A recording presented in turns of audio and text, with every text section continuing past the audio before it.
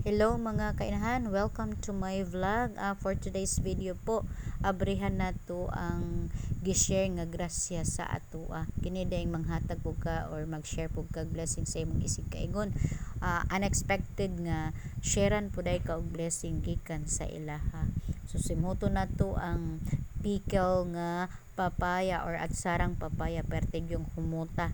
This is one of my favorite nga pickles at sarang papaya. Shout out ko ni Auntie Ibang Aganal diha sa Clementa. Salamat kayo Auntie sa imong gi-share nga at sarang papaya. Ako gani siyang paborito. Atong dilawan, naglaway jud ko ani.